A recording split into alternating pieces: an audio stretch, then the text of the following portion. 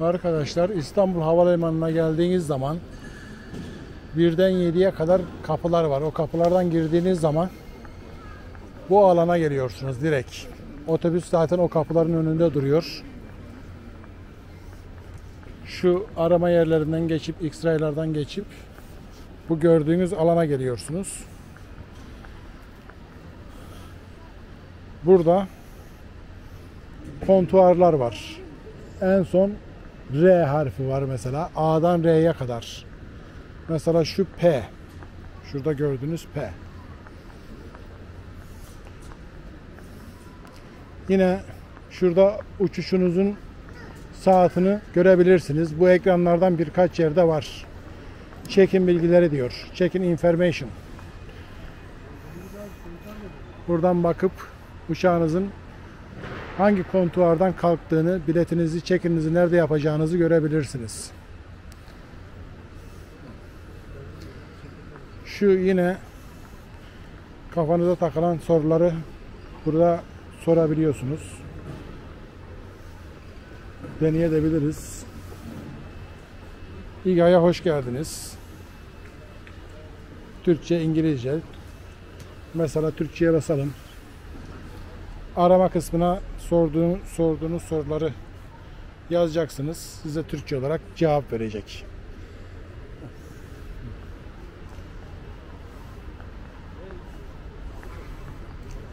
Mesela N check-in kontuarları buradaymış.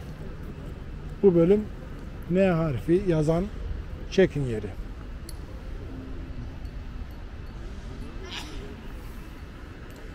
Şu anda yolcuları görüyorsunuz ileride. Check-in yapmak için bekliyorlar. Şurası her havalanında görmeyeceğiniz bir şey. Mesela burada düzeltme, bagaj düzeltme var. Diyelim ki kabin bagajınız 8 kilodan fazla mı değil mi? Onu tartabilirsiniz. Uçağın altına vereceğiniz bagajınız ağır mı değil mi? Onu öğrenebilirsiniz. O şekilde burada düzenleyip ondan sonra check-in'e geçebilirsiniz. Bence güzel bir hizmet olmuş o. Çünkü check-in sırasında valizleri tartıyorlar. Ağır geldiği zaman içinden şunu çıkar, bunu çıkar. Orada millet 15-20 dakika zaman kaybediyor.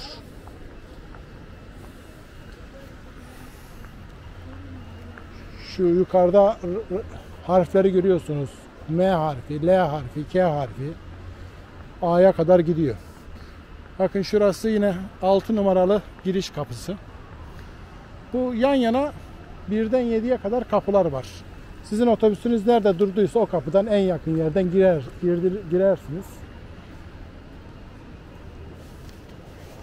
Demin gösterdiğim ekranlardan da check-in'i nereden yapacağınızı bakıp ona göre hareket edebilirsiniz. Mesela biz bugünkü uçağımız ne bölümünden kalkacak?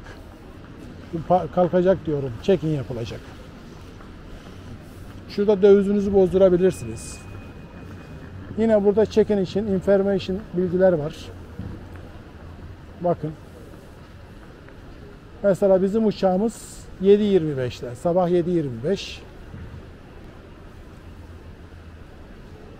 Bakalım burada görebiliyor muyum? 7.25 Aşkabat yazıyor.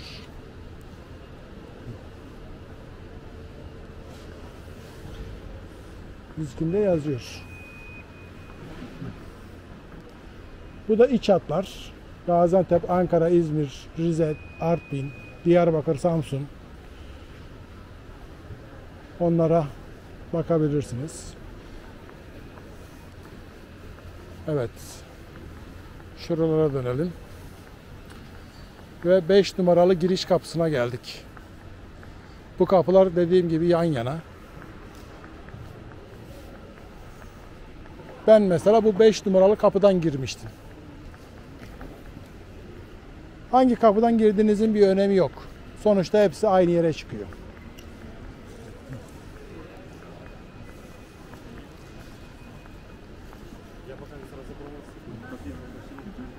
Şunu göstereyim size.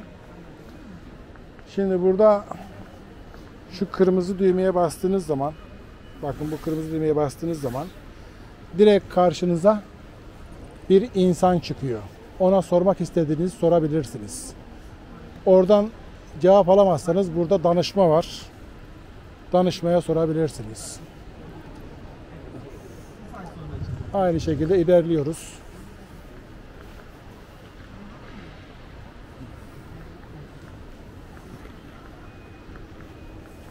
Evet. Bakın nereye geldik? K bölümüne geldik. Burası K bölümü.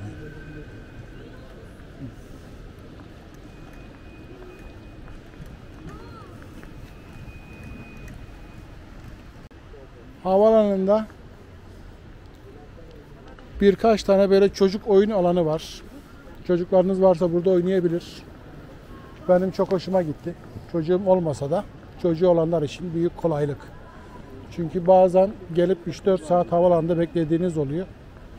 Küçük çocuklar olunca da onları eğlendirecek bir şeyler lazım. Evet, K bölümü burasıydı. Devam ediyoruz. Yine check-in ekranları var burada. Havaalanında gördüğüm kadarıyla insanın ihtiyaç duyacağı her şey düşünülmüş. Pek çok yerde tuvalet var, lavabo var. Efendim küçük çocukların altını değiştirmek için, emzirmek için yerler var. Wi-Fi var ama Wi-Fi bir şifre falan istedi, biz onu yapamadık. Belki de biz beceremedik. Şifre istiyor. Ne şifresiyse onu da anlamadım. Şurada reklam panosu var gördüğünüz gibi. Dönen bir ekran. Dönüyor. Şöyle göstereyim. Bakın şu karşıda dış hatlar bölümü var. Oradan pasaport kontrolüne giriyorsunuz. Şimdi birazdan onun önünden de geçeceğiz. Şu tarafa döndüğümüzde 4 numaralı kapıya geldik. Dediğim gibi kapı numaralarının hiçbir önemi yok. Hepsi bu alana çıkacak. Bu gördüğünüz alana çıkacak. Bütün kapılar. Mesela bu arkadaşlar yeni girmişler. Aramadan geçiyorlar.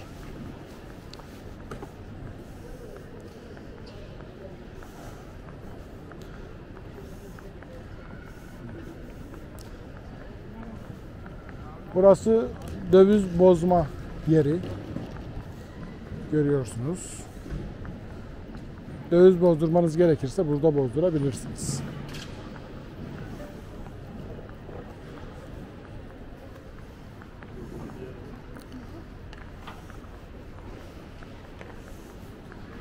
Evet, burası exit çıkış. Mesela içeriye girdiniz ama aramadan geçtiniz, içeriye girdiniz. Ama dışarıda bir işiniz var. Geri çıkabiliyorsunuz. Şu alandan çıkış yapabiliyorsunuz tekrardan. Tabii girdiğinizde yeniden aramadan geçiyorsunuz. Öyle gir çık gir çık kolay değil. Bu arada G bölümüne geldik. Burası da G bölümü. Harfler vermişler. Her bölüme harf vermişler. Burası 3 numaralı kapı.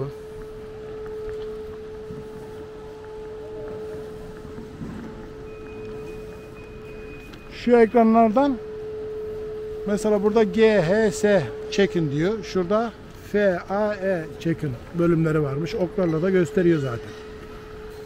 Yani insan geri zekalı olsa yine de kaybolmaz. Nereye gideceğini bilir. Süslemeler de çok güzel yapılmış. Büyük büyük bazı şeyler var gördüğünüz gibi şunlar. Yeşillik katmış yani. Mesela şunu göstereyim size. Burada check-in'i kendiniz de yapabilirsiniz. Bu bütün havaalanlarında var. Şu bagaj düzenleme kısmı karşıdaki. Bak bu arkadaşlar bagajını tartıyor. Buradan bagajını düzenleyip kilosunu ayarlayabilirsiniz. Kabin bagajınız 8 kilodan fazlaysa uçağın altına vermek için içinden bazı şeyleri çıkartabilirsiniz. Evet, bu otomatik check-in. Kendiniz yapacağı check-in yani. Valiziniz yoksa buradan direkt biniş kartınızı alıp uçağa gidebilirsiniz.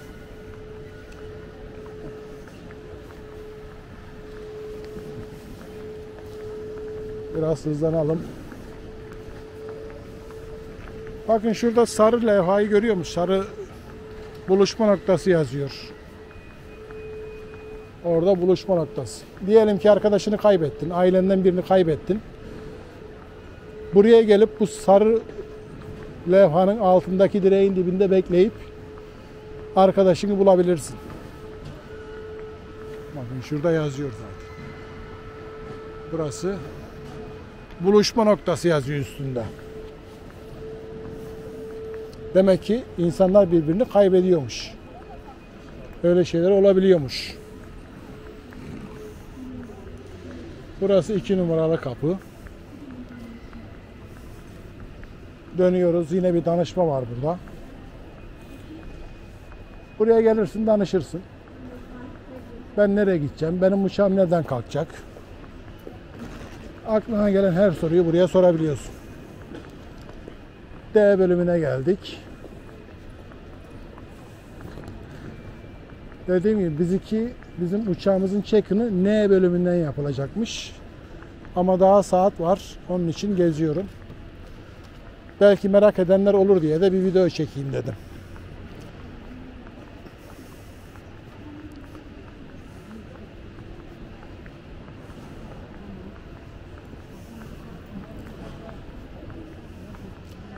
Burası giden yolcu bölümü. Yani giden yolcu bölümünün ilk ayağı, check-in yaptığımız yer. Dış hatlar ve iç hatlar yan yana. Artık siz dış hatlara gidecekseniz o yöne gideceksiniz. İç hatlara uçacaksanız o yöne gideceksiniz. Mesela burası C bölümü. Şurada havalanının planı var arkadaşlar. Şöyle göstereyim size. Bakın kapılar şunlar. Giriş 1, 2, 3, 7'ye kadar gidiyor.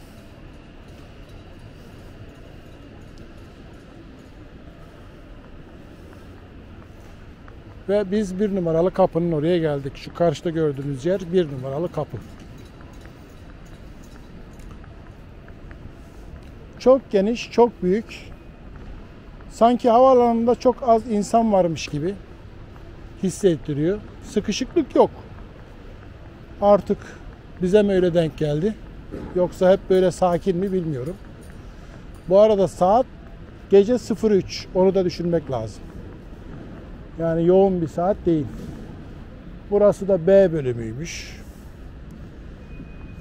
Yine bagaj düzenleme alanı var. Her bölümde var. Bakın şurada suyu göstereyim ben size. Gidip de 200 cc suya 30 lira vermenize gerek yok.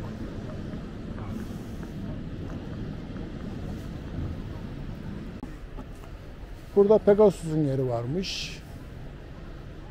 Bütün hava yollarının kendine ait yerleri var.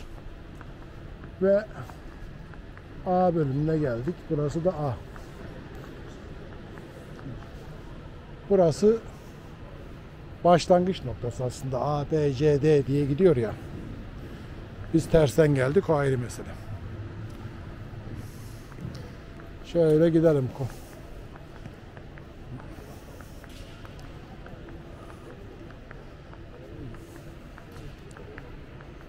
Yine bagaj düzenleme bölgesi. Bunu kim düşünmüşse çok iyi düşünmüş. Çünkü ben bir defa 20 dakika önündeki yolcunun bagaj düzenlemesini beklemiştim. Check-in yaparken. Valizi ağır gelmişti. 3-4 valizi vardı. O valizlerden birinden birine aktarma yaptılar. Tekrar tarttılar. Olmadı. Tekrar başka eşyaları başka valize taşıdılar. 20 dakika onları beklemiştim. Ama şimdi check-in yapmaya girmeden önce burada bagajınızı tartıp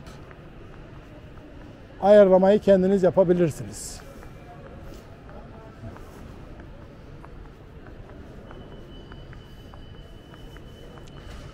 Evet, bu bölüm, şu anda bulunduğumuz bölüm aslında iç hatlar bölümü.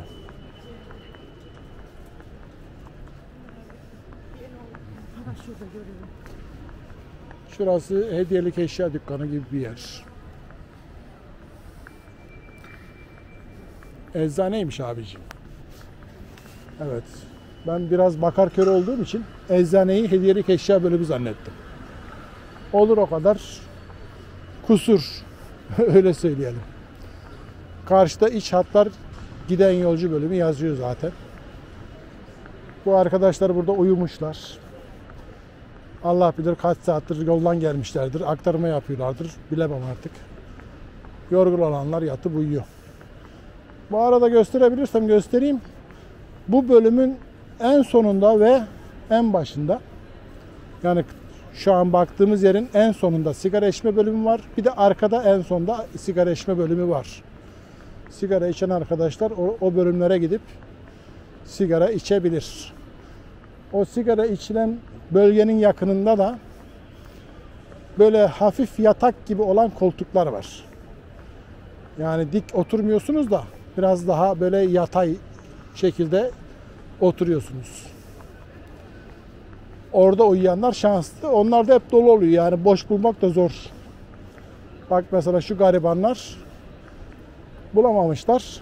Gelmiş burada dar koltukta uyuyorlar. Ama o koltuklar daha geniş. Uyumaya daha müsait. Yine bir çocuk oyun alanı. Şurası iç hatlar giriş.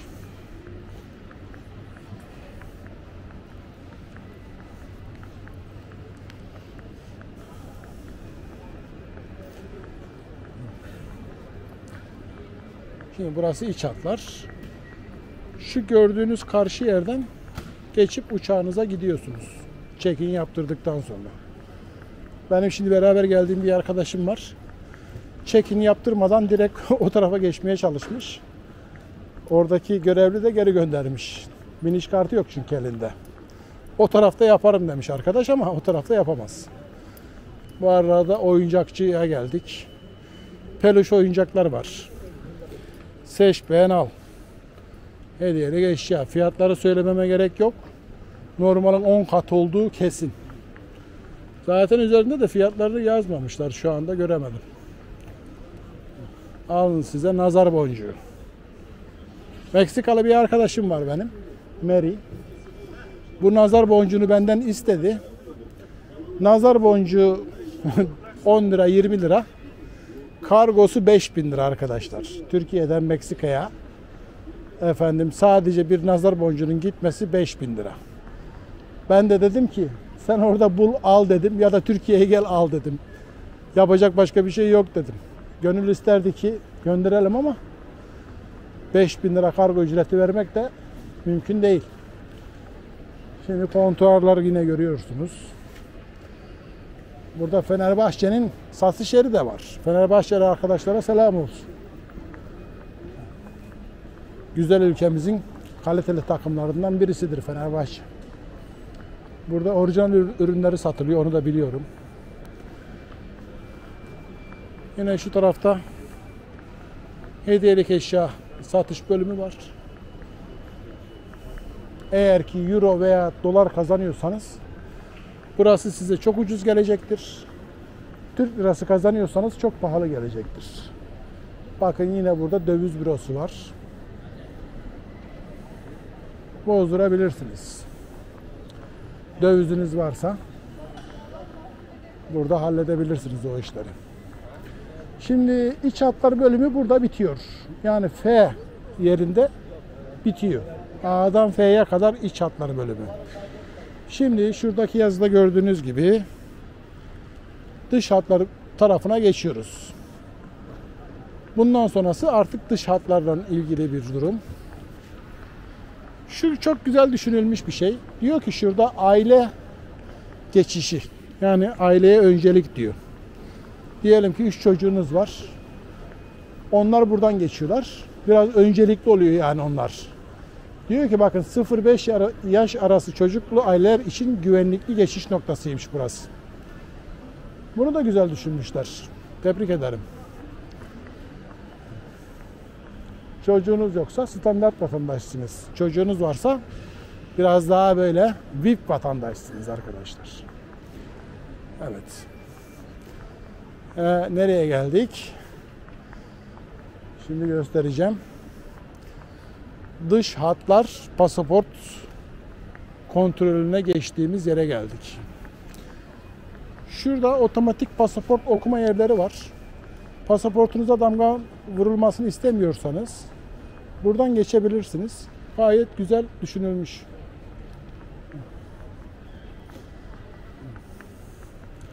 Ama illa pasaportunda damga olsun istiyorsanız da bu bölümden geçeceksiniz. Bu bölümden geçip polis amcalara pasaportunuza damga vurduracaksınız. Şurası yurt dışı çıkış harç pulu alma yeri. Alması çok basit. Şuradan kredi kartı diyorsunuz. Yani kredi kartı kullanacaksanız, nakit ödemeyecekseniz 1 adet, 2 adet, 10 adet, kaç adet alacaksanız onları işaretliyorsunuz. Sonra da kredi kartınızı şuraya tutuyorsunuz. Temassız olaraktan ödemeyi yapıyor. Tanesi 150 TL. Ona zam gelmemiş. Geçen yılda 150 TL'ydi. Henüz ona zam gelmemiş. Şaşırdım. Ben 250-300 olmuştur diyordum ama olmamış. Hükümetimiz vatandaşını düşünüyor. Zam yapmıyor. 150 TL sabit kalsın. Bu sene de böyle olsun diyor. Evet. Şurada dış hatlar yazısını görüyorsunuz zaten. Dış hatlar giden yolcu. Bu karşıda gördüğünüz yerlerin hepsi pasaport kontrol bölümü. Ve şu an çok sakin. Çünkü gecenin 03.30 şu anda. Demek ki bu saatlerde fazla bir uçak kalkışı olmadığı için fazla yolcu da yok. Normalde orası ana baba günü oluyor. Onu da biliyorum yani. Kalabalık zamanda da geldik yani oraya. Pasaporttan geçişimiz 20-30 dakika sürmüştü. Evet. Yine şurası danışma. Buraya her şeyi danışıyorsun. Mesela ben bugün hanımla kavga ettim. Küstük, nasıl barışabilirim diye buraya sorabilirsin arkadaşlar. O sana söylüyor. Git diyor hanıma bir çiçek al diyor. Efendim. Gönlünü al diyor. Hanımlar bir çiçektir diyor. Niye kavga ettiniz diyor. Sen de bir çiçek alıp eve gidiyorsun. Hanımla barışıyorsun. Bu kadar basit. Şu gördüğünüz yer, yukarıda şu yazıyı görüyor musunuz? Y Otel diyor. Y Otel. Buranın geceliği 8.000 lira arkadaşlar. Zam gelmediyse en son öyleydi. Diyelim ki siz İstanbul'dan aktarmalı bir yere gidiyorsunuz. Bir gün uyumanız lazım. Efendim havalanın dışına da çıkamıyorsunuz aktarmalı yolcu olduğunuz için. Burada 8.000 liracık verip uyuyorsunuz. Bir günü geçiriyorsunuz. Tabii yine o bizim Türk vatandaşlarına uymaz. Bizim vatandaşlar koltukta uyur, yine gidip oraya 8.000 lira vermez. Yine harç pulu alacağınız makineler. Yanlış saymadıysam 6 tane böyle makine var. Devlet diyor ki kör olsan diyor senin gözüne sokarım bu makineleri diyor. Görürsün diyor yani. Almadan, harç pulu almadan yurt dışına gidemezsin diyor. Biz de sorumlu bir vatandaş olaraktan harç pulumuzu alıyoruz. Yoksa polis amcalar bizde kızıyorlar. Hani hemşerim diyorlar, harç pulun nerede senin? Göster diyorlar. Onu da veriyorsun abi, yırtıp geri eline veriyor. Bu kadar basit. Yani yırtmak için alıyor elinden. Alıyor, yırtıyor, geç diyor. Şurada sigara satılıyor. Sigara sağlığa zararlıdır. İçmeyin. Bura cincik, boncuk, incik. hediyelik eşyalar.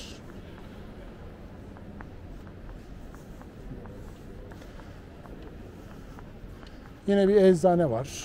Şurası. Az ileride de medikal var arkadaşlar. Doktor var, hemşire var.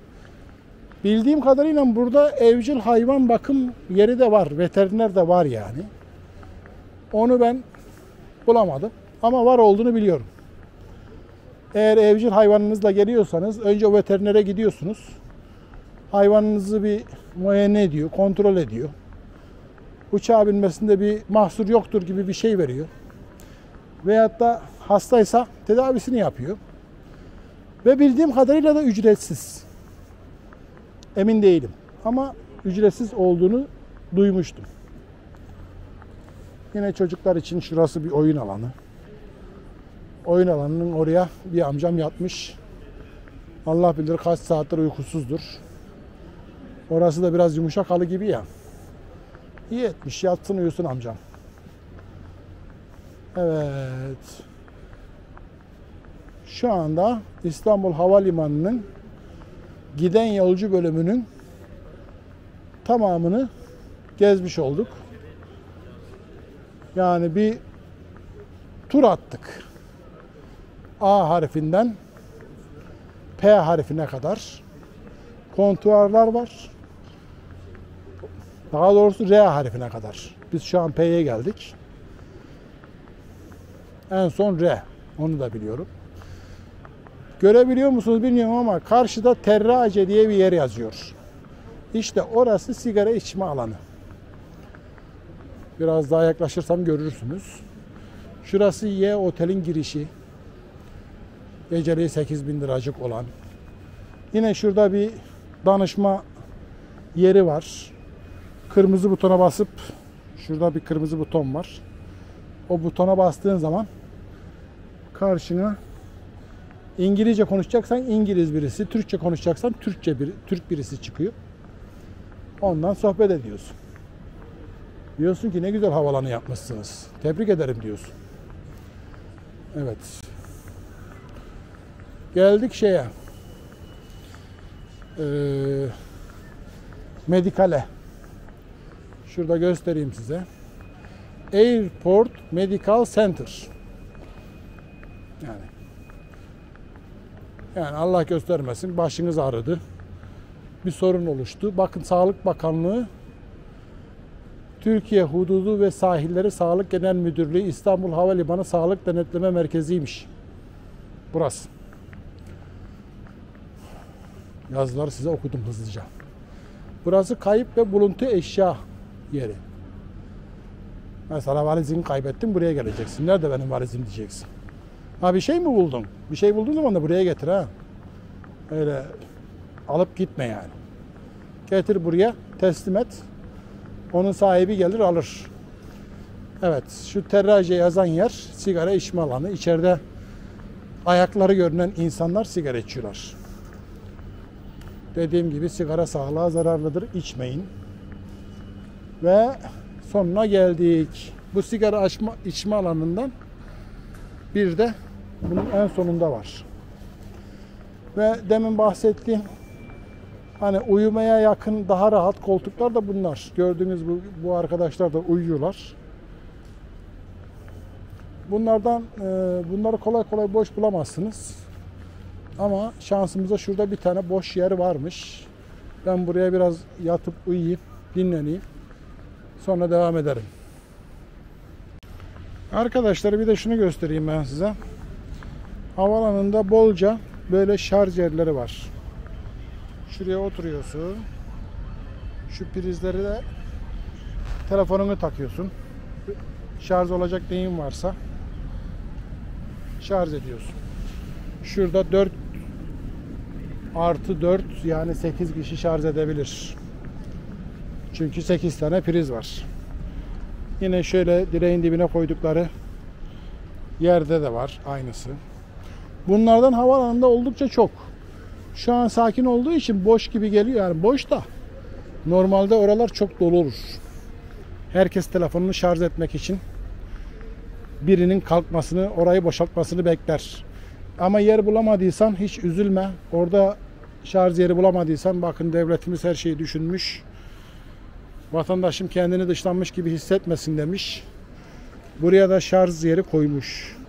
Yine 2 priz, 2 USB şarj yeri var. Şu tarafında da var. Şu da Amerikan tipi priz. Öyle tahmin ediyorum. Amerikan tipi bizim Avrupa tipi prizlere uymuyor. Haberiniz olsun. Amerika'ya giderseniz telefon şarjınızı oradaki prizlere takamazsınız. Dönüştürücü almanız lazım. Evet, bu arada bizim şey açılmış galiba. Aşkabat. Evet, açılmış. Şimdilik burada keseyim. Check-in yapayım. Evet, şimdi burası da pasaport kontrol noktası. Pasaport kontrol noktasından giriş yapacağız.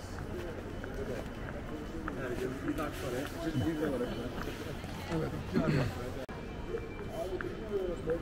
Dış hatlara gidiyorsanız bu yerlerden pasaportunuzu okutup geçebilirsiniz. Biz şimdi pasaportumuzda damga olsun diye orada okutmuyoruz. Çünkü pasaportunuzda ne kadar damga varsa ileriki seyahatlerinizde vize almanız o kadar kolay olur.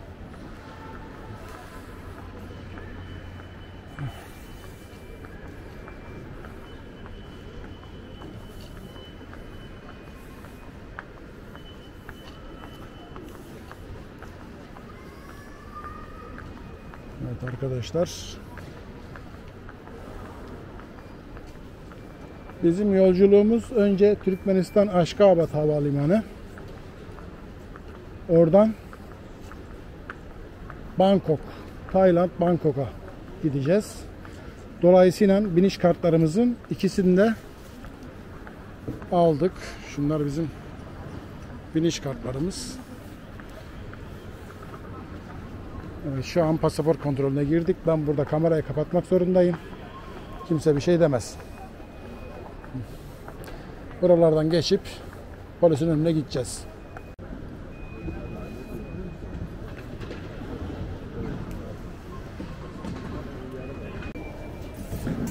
Evet arkadaşlar, aramadan geçtik.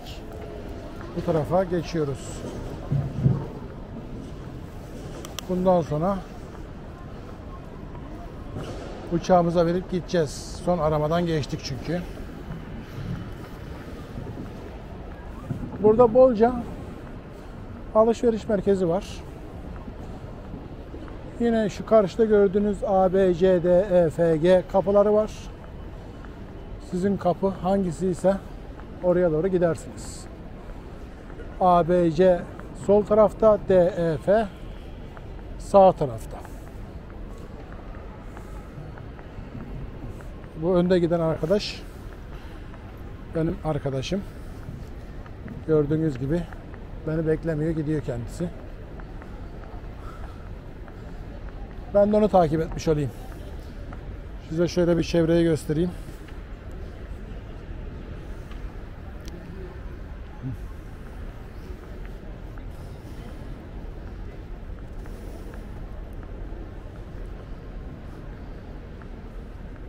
Burası Duty Free bölgesi.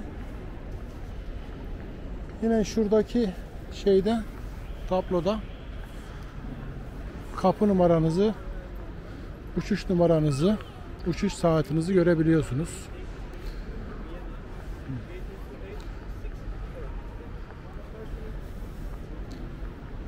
Evet. Burada dünyaca ünlü markalar var.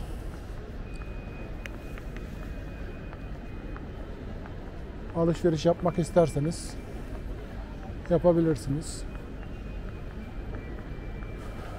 Fiyatları normalin üstündedir. Onu biliyorum. Ne alırsanız alın, normalden 2 kattır. Aha, bu abimin kimi heykelini yapmışlar buraya. Bakalım. Büyük İskender'miş. Büyük İskender abimiz buradaymış. İstanbul Havalimanı'na Büyük İskender abimizin heykelini koymuşlar. Bu duty free bölümleri çok büyük arkadaşlar. Çünkü havalimanı çok büyük. Yan yana oldukça fazla satış alanı var.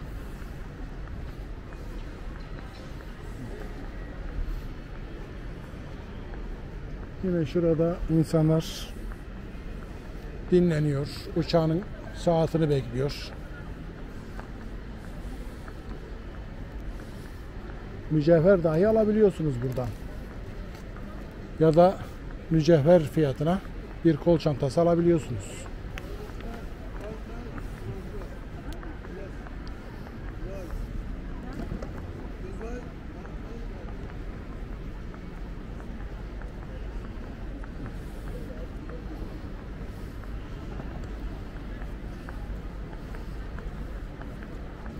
Döviz ofisi var yine.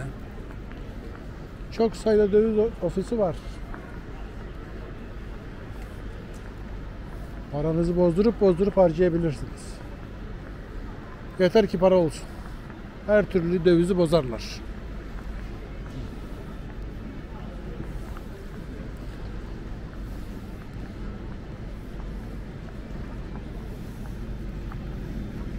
Evet, benim arkadaşım şurada durmuş. Hangi kapıya gideceğine bakıyorsun değil mi? Doğru gidiyor muyuz? Tamam o zaman.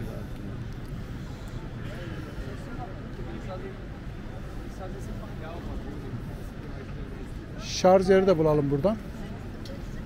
Tamam.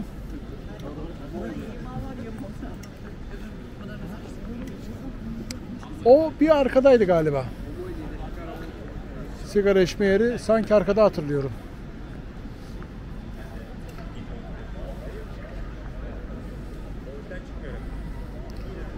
Duty free yeri bol. Bol alışveriş yapacağım.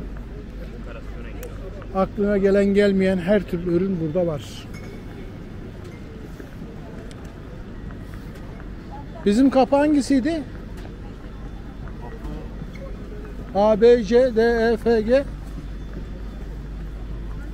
Yani gidiyoruz da böyle bilmeden gitmeyelim.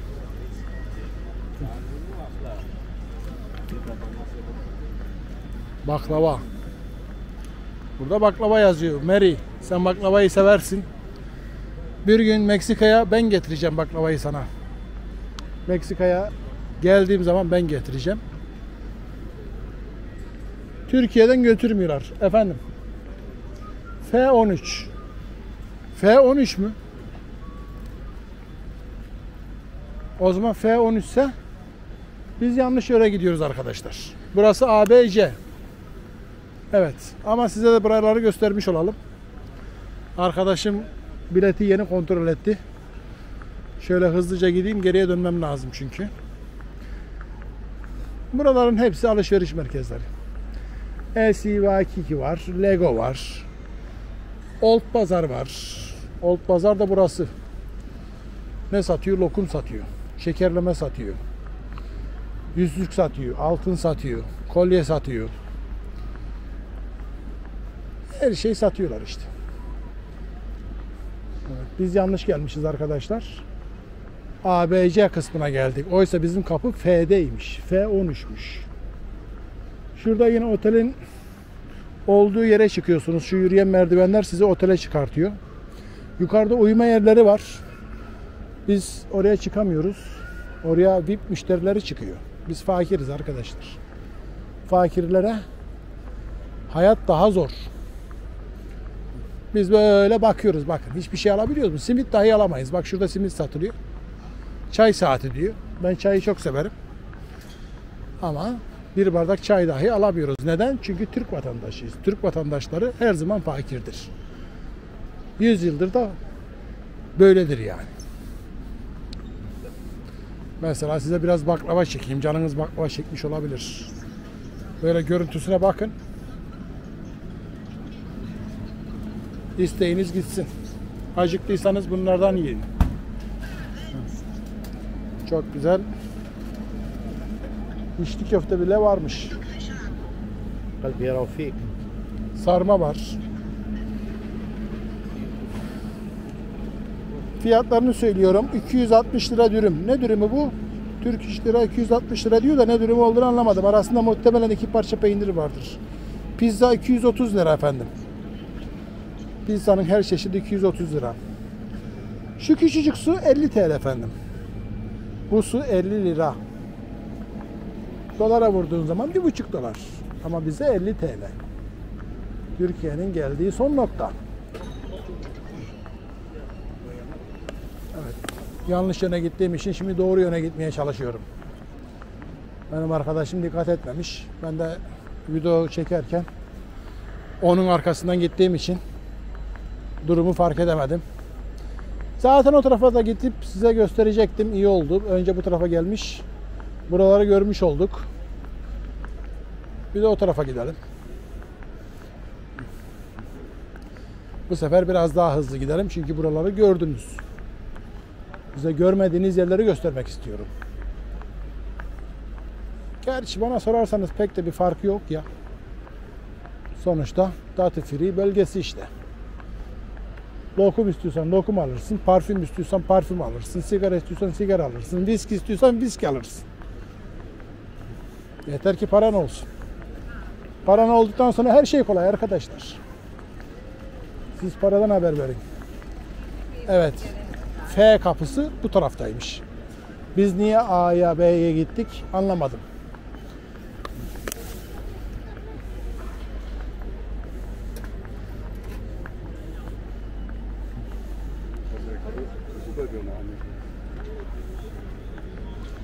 Biraz daha hızlı gideyim. Sizi bekletmeyeyim, zamanınızı almayayım. Çevreyi görün diye çekiyorum. Çekimi kesmiyorum. Sizin için kendimi yoruyorum, feda ediyorum.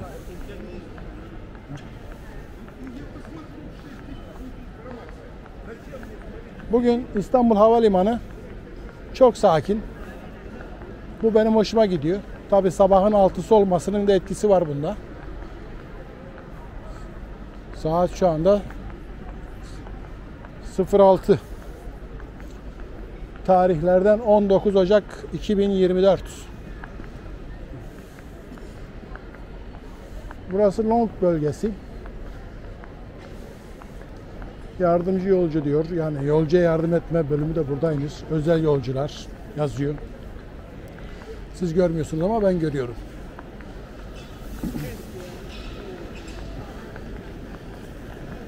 F bölgesini bulmamız lazım.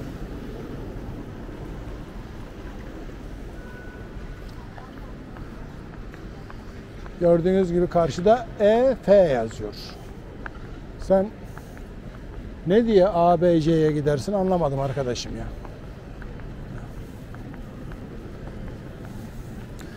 Çok temiz tutulan bir havaalanı. Sürekli temizlikçiler çalışıyor. Hiç boş geçmiyorlar. Her yer pırıl pırıl. Şurada bir reklam panosu var. Kız Kulesi. Burası şu anda Kız Kulesi'ni gösteriyor. İstanbul'un reklamını yapıyor. Neyse. Şu ortadaki bölümü çok sevdim. Burayı Alexandra McQueen kiralamış. Özel ayakkabılar satıyor herhalde. Fiyatını yazmamışlar üstüne. Ben de onun için almıyorum. Yazsalardı belki alırdım. Niye fiyatını yazmıyorsunuz? Bence kanunen yazmaları lazım. Belki de yazıyordur ama şu anda göremedim.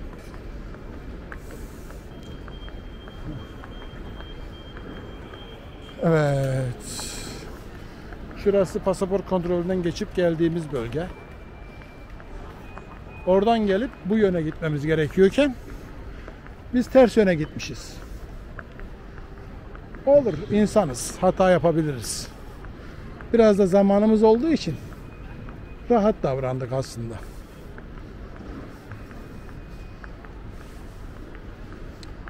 Diğer tarafta olan markaların çoğu yine bu tarafta da var. Gördüğüm kadarıyla. Mesela burada bir Vakko var. Vakko'nun reklamını yapıyorum size bakın. Belki Vakko bana sponsor olur bir gün. Bulgari var. Bulgari belki sponsor olur. Mesela der ki bana, sana uçak bileti alayım da git Portekiz'i gez der mesela. İspanya'yı gez der. İtalya'yı gez der. İnsanlık öldü mü der. Tarihte gördüğün de yeri varmış ya, burada ne alaka yani. Neyse, ne alakaysa ben de bilmiyorum. İlerlemeye devam ediyoruz.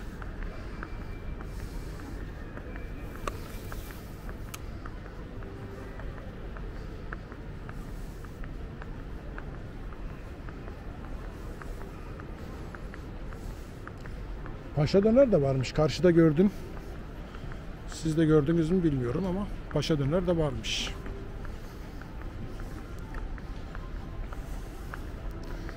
Tuvalet var. Bol bol.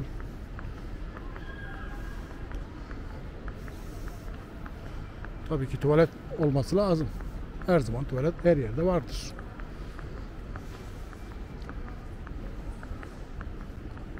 Arkadaşlar,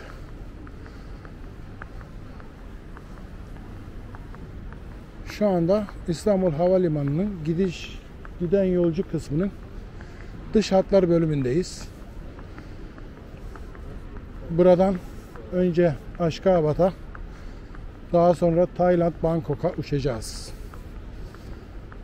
Biletimizi aldık, biniş kartımızı aldık, pasaport kontrolünden geçtik. Bir saat kadar da zamanımız var. O zamanı video çekerek değerlendirmeye çalışıyorum. Bu F'yi de en sona koymuşlar. Ya arkadaş, bu fakirleri gerçekten böyle en sona atıyorlar ha. Ne olurdu yani olsaydı da hemen o uçağa geçiş kapısında olsaydık. F ne arkadaş ya, 1 kilometredir yürüyorum ha. Yürü babam yürü. F'ye şimdi geldim diyorum. Hop bir bakıyorum yine gelmemişim. Bir defa daha gösteriyor, F diyor. Şöyle çevreyi yine göstermeye çalışıyorum size. Karnınız açsa buralarda yemek yiyebilirsiniz. Uzaktan çekeyim de. Fazla yakına girip de milletin dikkatini çekmeyin. Sonra bana derler ki sen ne çekiyorsun arkadaşlar ya. Yani. Burası havalanı derler, çekim yapma diyebilirler. Şimdiye kadar diyen olmadı ama diyen de diyebilir yani. Evet, F'ye doğru ilerliyoruz. Uçağımızın kalkmasına yaklaşık 1,5 saat kaldı.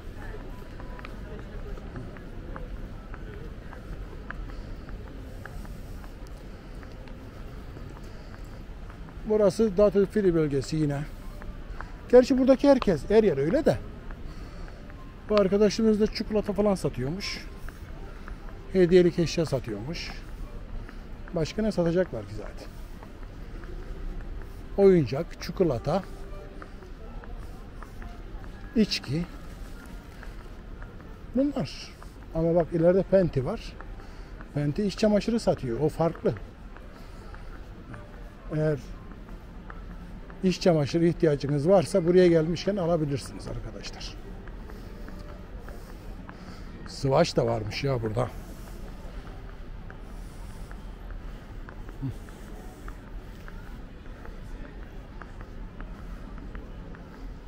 İlerliyoruz. F'ye az kaldı. Herhalde az kaldı. Hala gidiyoruz ama ulaşamadık ya bu F'ye. Git babam git. Git babam git. Kameranın şarjı bitecek neredeyse. Önemli değil. Yanımızda powerbank var. Takar şarj ederiz.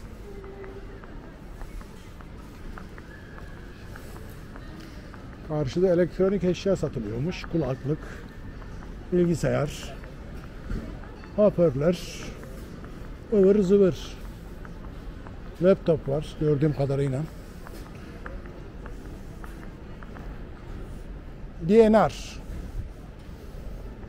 DNR'mış orası. Kapılar F. F böyle F başka yerdeymiş arkadaşlar. Aşağı kata iniyoruz ya. Exit F. Evet, buradan aşağı ineceğiz demek ki. F kapısı aşağıdaymış arkadaşlar. Asansörle aşağı ineceğiz.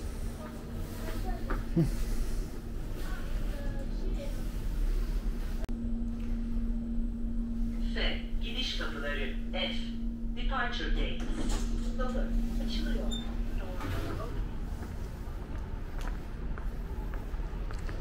Evet, burası biraz daha böyle izbe bir yer gibi geldi bana. Gidiyorum ama nereye gittiğimi de bilmeden gidiyorum. F1, F19. Bizimki F13'tü.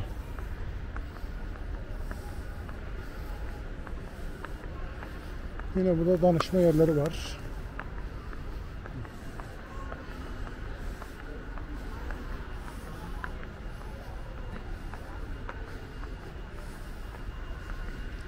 F2,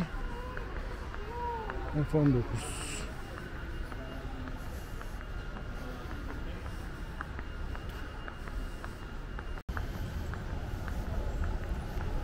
Evet arkadaşlar, F13'e doğru ilerliyorum. O kadar çok kapı var ki. F kapısı dediğin zaman bir tane kapı yok. F1'den F19'a kadar var. Bizimki F13.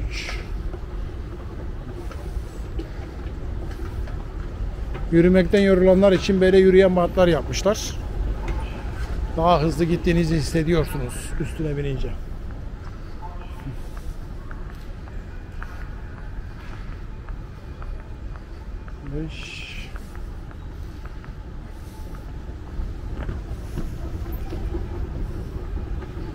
Oldukça yorucu bir yürüyüş oldu benim için. 20 dakikadır yürüyorum.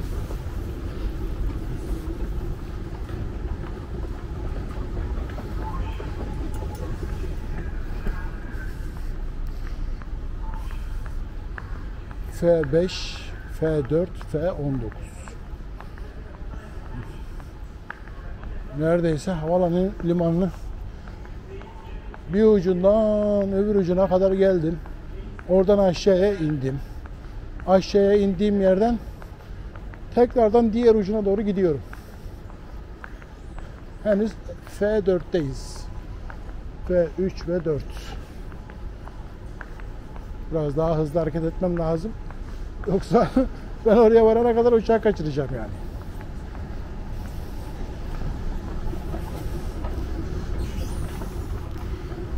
Bilmeyenler öğrensin diye videoyu da kesmek istemiyorum.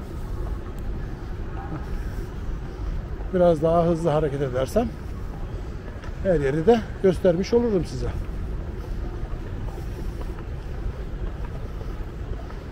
Benim arkadaş tabii önden gitti. Ben video çektiğim için yavaş yavaş yürüdüm. O bana bayağı fark attı.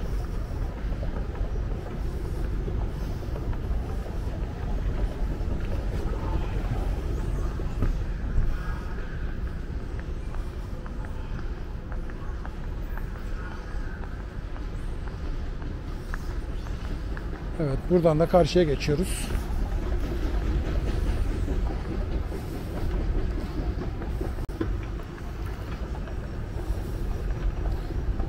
İlerlemeye devam.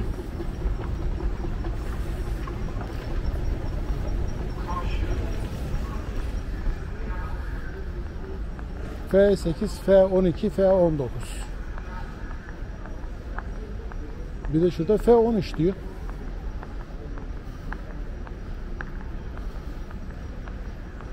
Bir saniye. Evet, F13 ve F9 buradaymış. Bu böyle gideceğiz. Şu yola gitmeyeceğiz yani. Bu yola gideceğiz.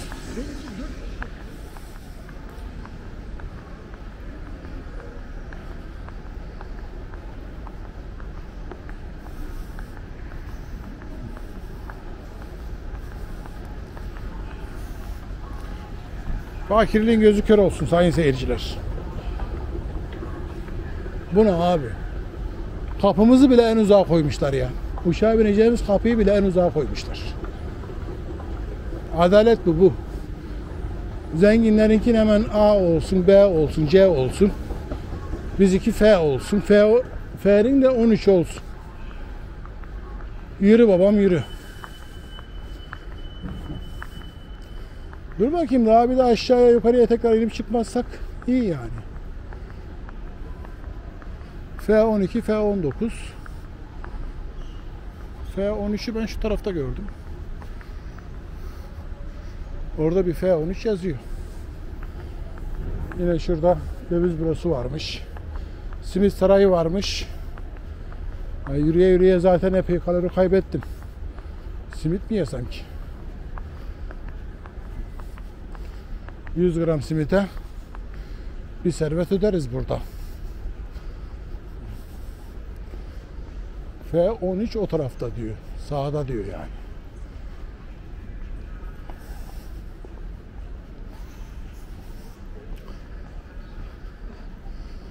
Evet.